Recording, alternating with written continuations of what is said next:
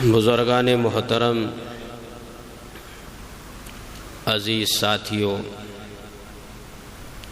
تمام تعریفیں اس پاک پروردگار کے لیے سزاوار ہے جس نے اپنی قدرت کاملہ سے، اپنی اس طاقت وحدہ لا شریک سے اس دنیا فانی کو، اس کائنات کو پیدا فرمایا، بنایا، سنوارا۔ درود و سلام ہو ہم سب کے ہمارے آپ کے آقا سرور کائنات، رحمت عالم، مکی و مدنی تاجدار و سرکار محمد عربی صلی اللہ علیہ وسلم پر، اور آپ کے کل اصحاب رضوان اللہ علیہم اجمعین پر، تمام اولیاء اللہ قطب ابدال اکابرین اسلاف پر کہ جنہوں نے اپنی زندگی کے تمام تر حصہ اور اس کی قربانیوں کے بعد ہم تک مذہب اسلام کو پہنچایا۔ اللہ کا مزید کرم احسان یہ ہے کہ اللہ نے ہم سب کو کلمہ پڑھنے والے خاندان اور نسلوں میں پیدا فرمایا۔ اللہ کا بہت بڑا کرم احسان ہے، اور اس بات کو لے کر ہمارا سر فخر سے اونچا ہے کہ ہم اس نبی کے امتی ہیں جو نبیوں کے امام ہیں، خاتم النبیین ہیں، مکی و مدنی تاجدار محمد عربی صلی اللہ علیہ وسلم کے امت میں ہم پیدا ہوئے ہیں۔ دوستو، بھائیو، میلاد کا مہینہ چل رہا ہے۔ عام طور سے یہ مشہور ہے کہ 12 ربیع الاول کے مہینے میں، 12 ربیع الاول کی تاریخ میں، پیر کے دن صبح صادق میں اللہ کے نبی اس دنیا میں تشریف لائے۔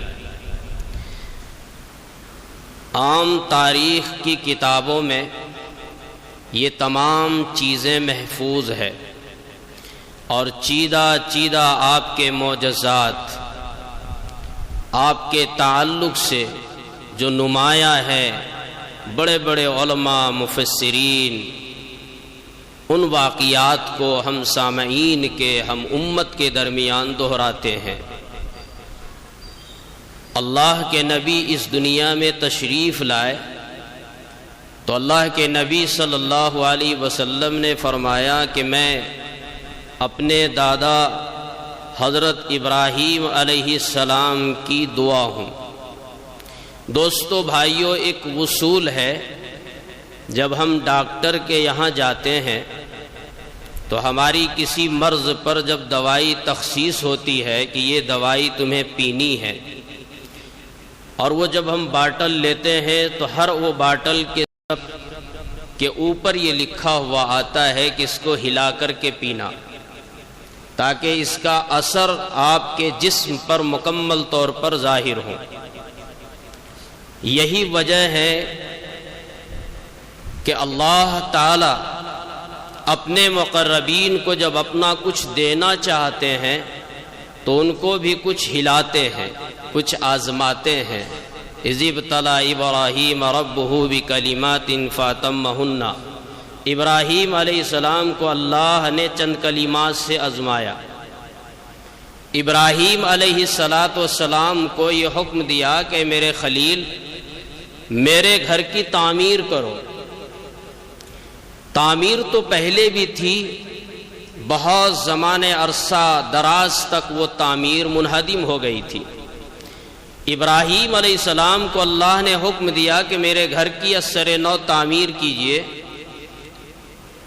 تو ابراہیم علیہ السلام کو جس پاک پروردگار اپنے گھر کی تعمیر کا حکم دیتے ہیں وہ تو مالک الملک ہے، اور جس کو کام کرنے کا حکم دیا جا رہا ہے وہ مزدور ہے، معمار ہے، وہ تعمیر کرنے کے لیے آ رہے ہیں۔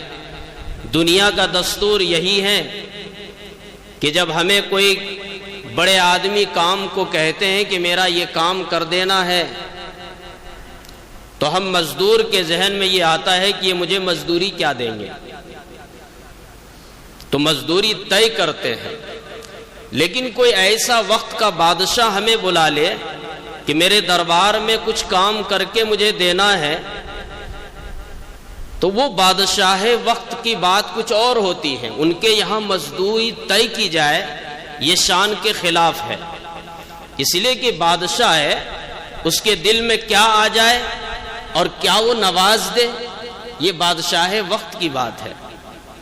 تو مزدور حضرت ابراہیم علیہ السلام ہے اور اپنے گھر کی تعمیر کرانے والے پروردگار بادشاہوں کا شہنشاہ ہے، تو اپنے مزدور کو کیا دیں گے؟ ابراہیم علیہ السلام سے ایک مرتبہ تعمیر کے بعد پوچھا کہ ابراہیم میرے خلیل، میرے گھر کی تو تعمیر ہو گئی، کر دی آپ نے، اس کی مزدوری کیا ہونی چاہیے؟ آپ کیا لینا چاہتے ہیں؟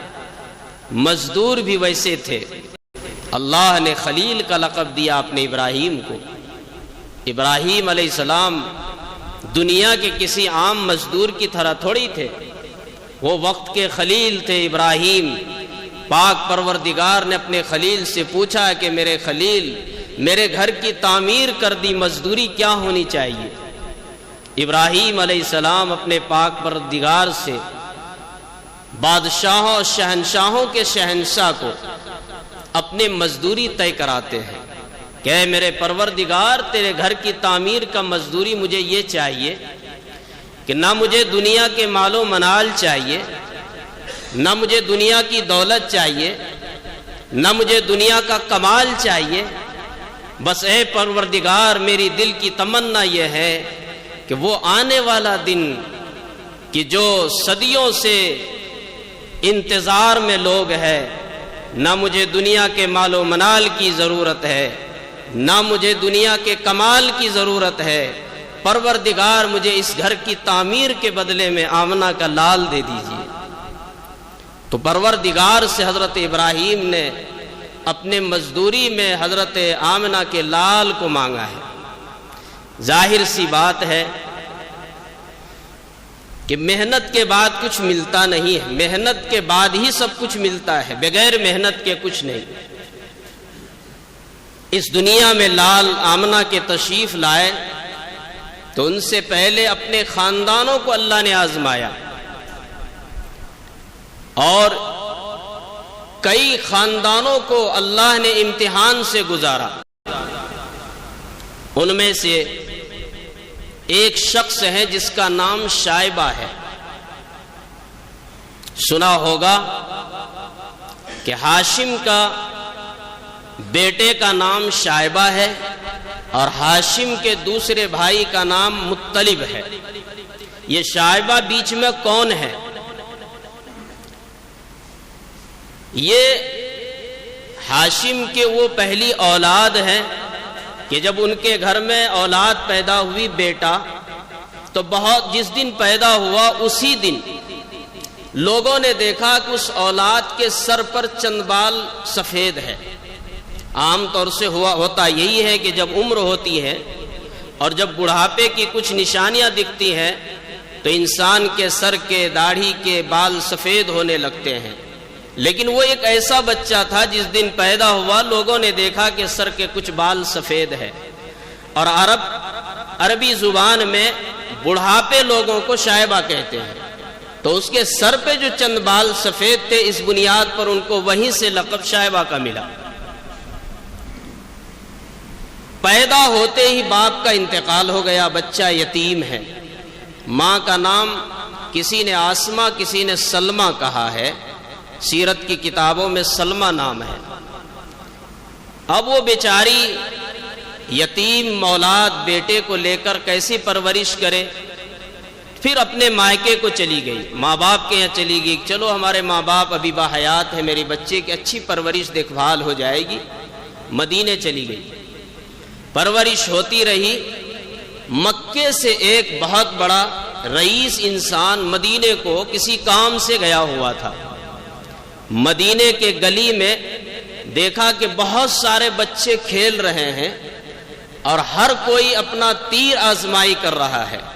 تیر نشانے باز جو ہوتے ہیں، وہ تمام بچے ایک چیز پر اپنا تیر آزما رہے تھے۔ اس بچوں میں ایک بچہ بڑا خوبصورت، بڑا حسین و جمیل، جس طرح ظاہری کمال دکھتے تھے ان کے ذاتی کمال بھی انہوں نے کھڑے ہو کر دیکھا کہ یہ تمام بچوں میں جو تیر مارتا ہے کبھی ایک بھی نشانہ نہیں چکتا ہے. تو بچوں نے پوچھا، یہ انسان جو گیا ہوا تھا اس گلی میں بچوں کو اس کھیل کو دیکھ کر کچھ دیر وہیں پر رکے رہے اور بچوں کا کھیل دیکھتا رہا. تو اس بچوں میں سے کسی نے پوچھا کہ شائبہ بڑا کمال رکھتا ہے تیر آزمائی کا، تیر نشانے کا، یہ تم نے اتنی مہارت اور کمال سیکھا کہاں سے ہے؟ تو شائبہ نے کہا اپنے بچوں میں، ساتھیوں میں، کہ میرے بھائی تجھے نہیں معلوم میں کیسے خاندان تعلق رکھتا ہوں. پھر اپنا اونچا خاندان انہوں نے گنایا اس بچے نے. میرے خاندان کے ایسے ایسے ماہر لوگ گزرے ہیں اور ایسے ایسے لوگ با کمال گزرے ہیں. یہ انسان جو بڑا چالاک قسم کا اس یہاں سے مکے سے گیا ہوا تھا، ساری چیزوں پہ غور کر رہا تھا کہ بچہ کہاں کی تاریخ لے رہا ہے، کس کا نام لے رہا ہے، اپنے کس نسلوں اور خاندانوں کو گنا رہا ہے. انہوں نے بھانپ لیا کہ ہاں یہ شائبہ تو اس خاندان کا بچہ ہے کہ جس کے چچا سے مجھے بڑی اچھی دوستی ہے. یہ وہاں سے اپنے کام سے جب واپس آیا تو مکے میں اپنے ساتھی سے ملا، اپنے دوست سے ملا اور کہنے لگا بھائی میں تو غیرت کے مارے ڈوب رہا ہوں. ایک یتیم بچہ مدینے میں کھیل رہا تھا اور تمام بچوں میں نمایاں تھا، وہ ایسا اپنا کمال، اپنا جوہر ظاہر کر رہا تھا کہ لوگ تعجب سے بچے پوچھنے لگے کہ ارے بھائی یہ اتنا کمال کہاں سے حاصل کیا؟ تو انہوں نے پورا کمال اور پوری نسلیں آپ کی گنا دی. یہ انسان جس اپنے دوست کو سارا واقعہ سنا رہا تھا اس کا نام مطلب تھا. مطلب ہاشم کے دوسرے بھائی مطلب، اور وہ جو بچہ ہے اس کا یہ چچا ہے. اپنے شہر مکہ کے یہ رئیس ہے، باعزت ہے، شان والا انسان ہے. سنتے یہ بھی غیرت میں ڈوب گیا، اچھا میرا بھتیجا مدینے میں اتنا باکمال کر رہا ہے اور میں یہاں ہوں. ایسے بچوں کو میں پرورش میں لیتا ہوں چونکہ باپ تو رہے نہیں. مطلب یہاں سے اپنے قافلے کے ساتھ مدینہ جاتے ہیں اور جانے کے بعد وہ بچے کو تلاش کرتے ہیں. تلاش کرنے کے بعد وہ شائبہ مل جاتا ہے وہ بچہ. اب گھر والوں سے درخواست کرتے ہیں بھائی یہ تو غیرت کی بات ہے کہ ان کے باپ گرچہ دنیا میں نہیں ہے لیکن میں ان کا چچا ہوں اور چچا کا مرتبہ باپ کے برابر ہے. دوستو اللہ کے نبی صلی اللہ علیہ وسلم نے جہاں اپنے ماں باپ کا مقام اور مرتبے کا ذکر کیا ہے، اللہ کے نبی صلی اللہ علیہ وسلم نے اپنے ماں کے تعلق سے فرمایا الجنت تحت اقدام الامہات، ماں کے قدموں کے نیچے جنت ہے. یہاں کسی چاچی یا پھوپھی یا مامی کا تذکرہ نہیں کیا ہے، ماں کا تذکرہ کیا ہے. اور والد کا تذکرہ کیا ہے. الوالد اوسط ابواب الجنہ، باپ جنت کے دروازوں میں سے بیچ کا دروازہ ہے. لیکن کسی کے اگر ماں نہ ہو اور کسی کے باپ بھی نہ ہو اور دل میں افسوس و کشک ہو کہ بھائی میرے ماں باپ دنیا میں نہیں رہے، میں خدمت سے محروم ہو گیا ہوں، تو ماں باپ کا درجہ مجھے کہاں مل سکتا ہے کہ جو خدمت کرنے پر مجھے ماں باپ جیسا اجر و ثواب ملے. تو اللہ کے نبی صلی اللہ علیہ وسلم نے آگے حدیث بیان کی ہے العم والد الخالۃ والدہ، کہ ہاں اگر کسی کی تمنا ہے کہ باپ کی جگہ پر باپ کی خدمت کرے تو چچا باپ کے داخل ہیں، اور اگر کسی کی تمنا ہو کہ ماں نہیں ہے لیکن ماں جیسا خدمت کرے الخالۃ والدہ، خالہ کا مرتبہ ماں کے برابر ہے. تو دوستو یہ دنیا کا دستور گیا ہے کہ اگر کسی کا بھتیجا اپنے بھائی کی اولاد اگر پریشان ہو تو چاچی اور دوسرے کوئی بھی رشتہ، مامی کا رشتہ دور کے ہو جاتے ہیں، آتے نہیں. چچا نہیں رکتا ہے. چچا کا ایک ایسے دلی لگاؤ آپس کا ہوتا ہے کہ بھتیجے کو بھی اپنے بیٹے سے کم نہیں سمجھتے ہیں. یہ عام دستور کی بات ہے، آپ آزمائیں.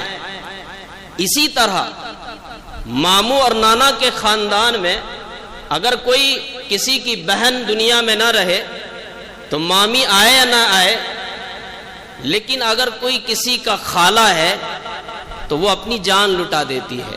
تو اسی دو کو اللہ کے نبی نے جمع فرمایا کہ العم والد الخالۃ والدہ، چچا کا مرتبہ باپ کے برابر ہے اور خالہ کا مرتبہ ماں کے برابر ہے۔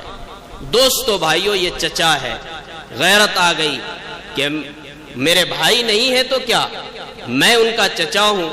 وہ گئے اور منا کر اس شیبہ کو اپنے ساتھ اونٹ پر بیٹھا کر اپنے وطن مکہ لے آئے۔ شہر کے قریب جب آپ دونوں آتے ہیں مکے میں، تو شیبہ چونکہ غربت میں پل رہے تھے ماں کے یہاں، ایسا کچھ انتظام نہیں تھا کہ اچھا خاصا وہ لباس پہنے، اچھا خاصا کھانا کھائے، گرچہ کہ وہ خوبصورت بچہ ہے لیکن غربت ٹپک رہی تھی چہرے سے اور اس کے لباس سے۔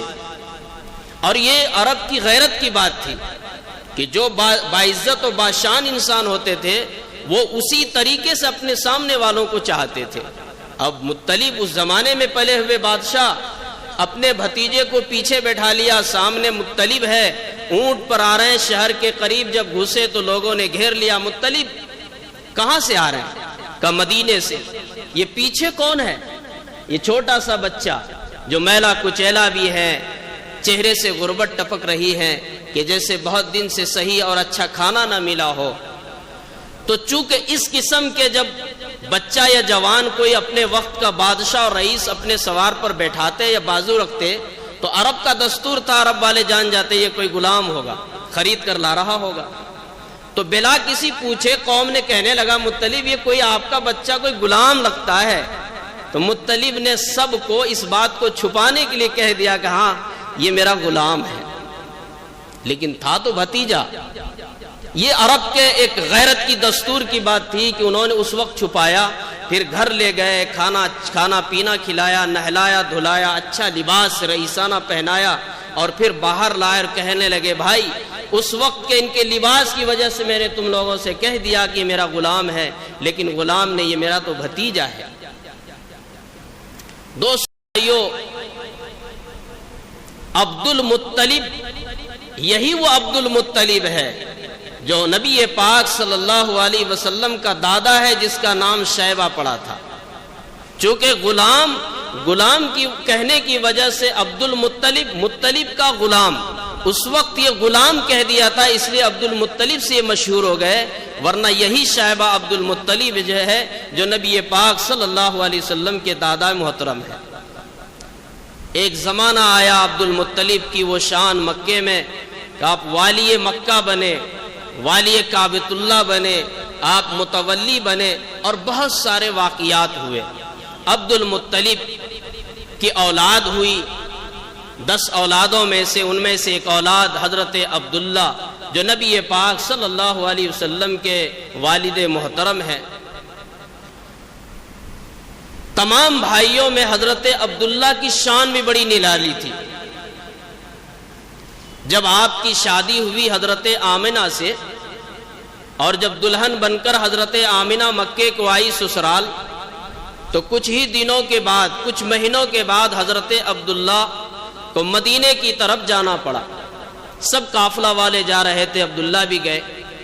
تو حضرت عبداللہ نے جانے کے وقت اپنی بیوی حضرت آمنہ سے کہا کہ آمنہ، نئی نئی شادی ہوئی ہے، بے پناہ شوہر بیوی کے درمیان کی محبت، ہر کوئی اس لائن سے گزرتے ہیں، جی تو نہیں چاہتا تھا کہ ہم دونوں آپس میں جدا ہوں، ضرورت ایسی پڑ گئی ہے، انشاءاللہ بہت قریب ہم دونوں ملیں گے، لیکن آمنہ میری تمنا یہ ہے کہ جب میں واپس آؤں تو تم، میری تمنا ہے کہ چوکھٹ اور سب سے پہلے دروازہ تمہارے ہاتھ سے کھلنا چاہیے۔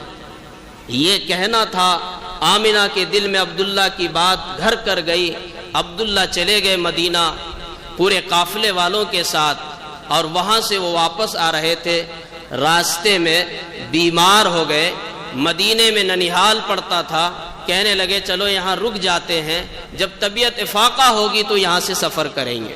حضرت آمنہ کا وہ وقت کہ جب قافلہ والے مکے کو آ رہے تھے، وہ تاریخ جب قریب آ رہی تھی، ہر روز چوکھٹ آتی تھی، دروازے پہ کھڑی رہتی تھی کہ جب عبداللہ نے کہا ہے کہ اے آمنہ جب میں آؤں تو سب سے پہلے تمہارے ہاتھ سے دروازہ کھلنا چاہیے۔ آمنہ ہر روز انتظار میں رہتی تھی۔ سب آ گئے، یکے بعد دیگرے، آج وہ آ رہے ہیں، کل وہ آ رہے ہیں، پورا قافلہ مکے میں تلاش کر لی، ہر کوئی آ گئے۔ روز چوکھٹ پہ آمنہ جاتی ہیں، روز دروازے پر کھڑی ہوتی ہیں، اب عبداللہ کا کہیں پتہ نہیں ہے۔ اور ادھر حضرت عبداللہ اتنے بیمار ہوئے کہ اسی بیماری کی وجہ سے آپ فوت ہو گئے، آپ کا انتقال ہو گیا۔ سب قافلہ والے واپس آئے، عبد المطلب بھی، اور لوگ کہنے لگے کہ ابھی آئے نہیں ہیں، تو یہاں سے قافلہ بھیجا کہ سب آ گئے لیکن عبداللہ آئے نہیں ہیں، تلاش کریں اور تحقیق کریں کہ کہاں ہے۔ یہاں سے مدینہ جب پہنچے تو تحقیق کے بعد یہ معلوم ہوا کہ حضرت عبداللہ اس دنیا میں نہیں رہے۔ اس وقت حضرت آمنہ حاملہ سے تھی اور 6 مہینے کے وقت قریب ہو چکے تھے۔ دوستو، حضرت آمنہ وہ انتظار کی گھڑی تو ٹوٹ گئی، اور پھر کچھ دنوں کے بعد، کچھ مہینوں کے بعد، ایک تاریخ کے مطابق یہی 12 ربیع الاول ہے، پیر کا دن ہے، صبح صادق ہے، جناب آقا محمد عربی صلی اللہ علیہ وسلم دنیا میں پیدا ہوئے۔ اس کے درمیان کے بہت سارے واقعات ہیں کہ جب آپ پیٹ میں تھے، بطن مبارک میں تھے، حضرت آمنہ نے عجیب و عجیب واقعات دیکھے۔ اس زمانے میں پانی کی بڑی قلت تھی، وہی ایک کنواں تھا زمزم کا، جو عبد المطلب کی بڑی کوششوں کے بعد وہ کنواں نکلا تھا، ملا تھا۔ لوگ وہاں پر جاتے تھے، 100 ہاتھ کی رسیاں ڈال کر وہاں سے پانی نکالتے تھے، لیکن حضرت آمنہ کے ساتھ عجیب واقعہ ہوتا کہ جب آپ اس حالت میں کنواں آب زمزم کے پاس پہنچتی تھی تو خود بخود زمزم پانی سے اوپر ہو جاتا، بھر جاتا تھا، اور تھوڑے سے ہاتھ بڑھاتے اور پانی مل جاتا تھا۔ یہ اللہ کے نبی صلی اللہ علیہ وسلم کے آنے سے پہلے کے معجزات، جس کو ارحاس کہتے ہیں، معجزات تو اللہ کے نبی کے سامنے سب کچھ ہوا۔ اسی طرح بہت سارے واقعات دیکھے کہ جب تک آپ ماں کے پیٹ میں ہیں، حضرت آمنہ نے کبھی آپ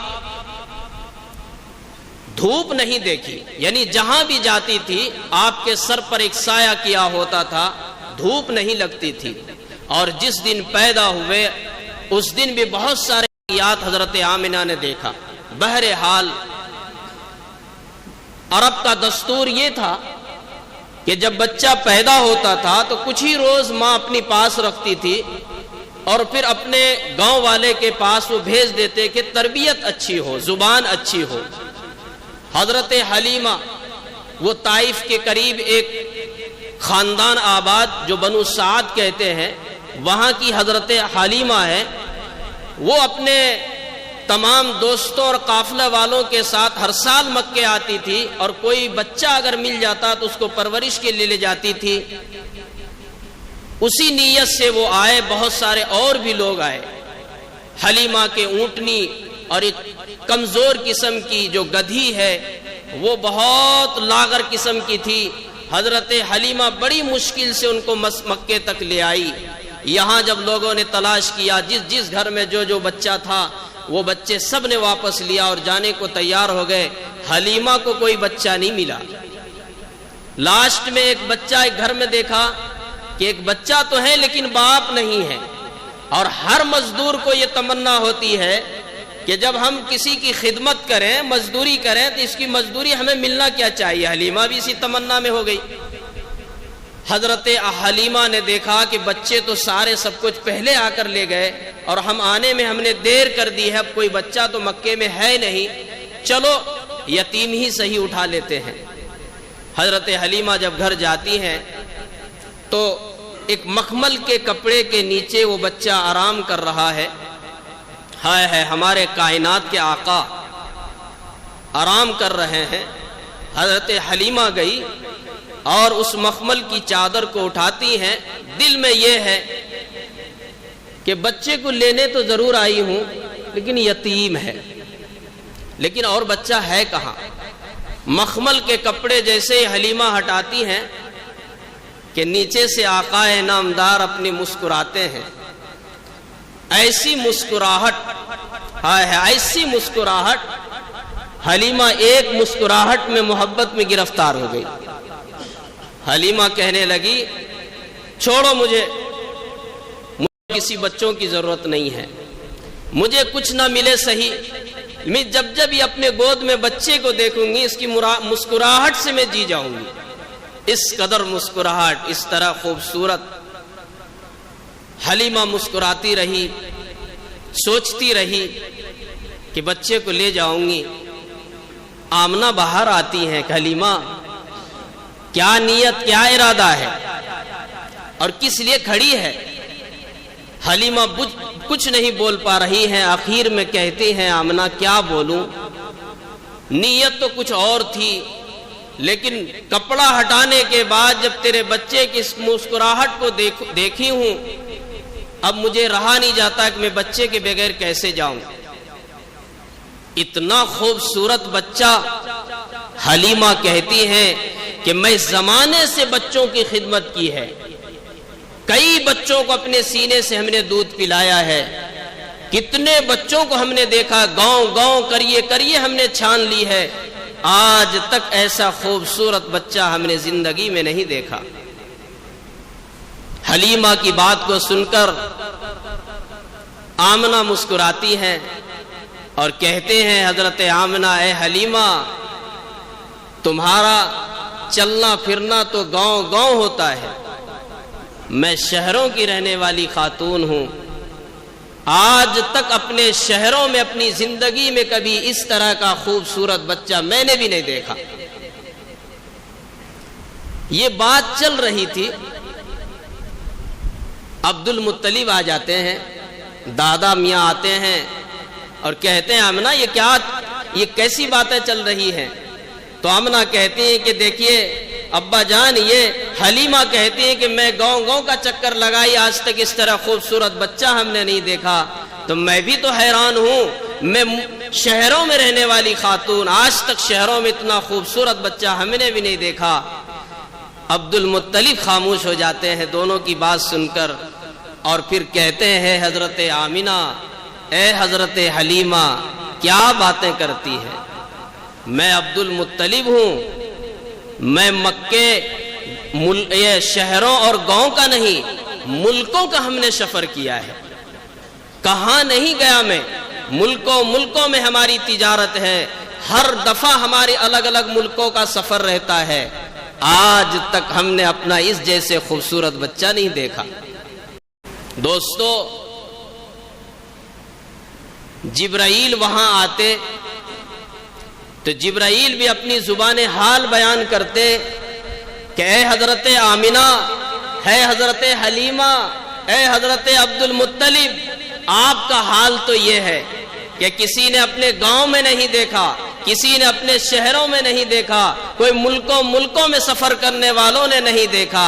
جب سے دنیا بنی ہے نہ جانے میں نے کتنے بچوں کو دیکھا، نہ جانے کتنے انسانوں کو میں نے جاتے اور آتے دیکھا، آج تک میں نے اتنا خوبصورت بچہ میں نے بھی نہیں دیکھا. دوستو بھائیو، زبان حال سے اپنے پاک پروردگار سے اگر پوچھتے تو پاک پروردگار بھی یہی کہتے کہ اے میرے کائنات کے پلنے والو، میرے مخلوق، میں نے کائنات کو اپنی طاقت سے بنایا ہے، میں نے اس میں ساری مخلوقوں کو بنایا ہے، نہ جانے کتنے نسلیں در نسلیں اس دنیا میں آئی اور چلی گئی، لیکن میں نے بھی اس سے پہلے اس طرح کا خوبصورت بچہ کسی کی گود میں نہیں جنا. اتنا خوبصورت حسین و جمیل آقائے نامدار صلی اللہ علیہ وسلم. دوستو اور بھائیو، حضرت حلیمہ کے یہاں 4 سال کی پرورش کے بعد واپس آتے ہیں، 6 سال کی عمر ہوتی ہے، آمنہ کے حوالے کرتے ہیں. حضرت آمنہ کے پاس سہارا نہیں تھا، عبداللہ دنیا سے گزر چکے تھے. آمنہ کے دل میں تمنا ہوئی، زمانہ ہوا اپنے میکے، اپنے ماں باپ کے یہاں گئے ہوئے، بچہ اتنا خوبصورت ہے. اس ناز میں حضرت آمنہ چاہتی کہ چلو اس خوبصورت بچے کو لے کر اپنے مائکے کے جاتی ہوں، وہاں لوگوں کو دکھاؤں گی، دیکھو میرا بچہ کتنا خوبصورت ہے. 6 سال میں اپنے بیٹے کو لے کر حضرت آمنہ میکے جاتی ہیں، مدینہ جاتی ہیں، وہاں سب کو دکھاتی ہیں۔ کچھ ہی دنوں کے بعد حضرت آمنہ واپس آتی ہیں اور راستہ پکڑتی ہیں، ساتھ میں آپ کی خادمہ ام ایمن ہے۔ یہ حضرت عبداللہ کے وہ باندی ہیں جو یہی ساری چیزیں چھوڑ کر حضرت عبداللہ گئے تھے، یہ ام ایمن نے ساتھ دیا۔ حضرت آمنہ کے ساتھ واپس آ رہی تھی کہ ایک جگہ پر حضرت آمنہ کھڑی ہو جاتی ہے، اور کھڑی ہونے کے بعد زارو قطار روتی ہیں۔ حدیث کے اندر آتا ہے کہ اللہ کے نبی صلی اللہ علیہ وسلم سے کسی صحابی نے پوچھا کہ آپ جب مدینہ سفر اپنی امی کے ساتھ کیے تھے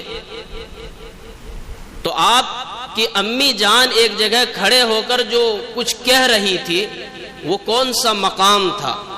تو حضور صلی اللہ علیہ وسلم فرماتے تھے کہ وہ مقام میرے حضرت ابا حضرت عبداللہ کا وہ مزار و قبر تھی۔ اپنی زبان حال سے حضرت آمنہ دل ہی دل کہہ رہی تھی، عبداللہ کہاں رہ گئے، کہاں آ کر بیابان میں سو گئے؟ ہم تو چوکھٹ پہ رہتی تھی اور ہم تو ہر روز دروازے کھولنے کے تمنا اور انتظار میں رہتی تھی۔ اے عبداللہ، آج یہاں پر بیچ بیابان میں سوئے ہوئے ہیں، میری اس تمنا کا کیا ہوگا؟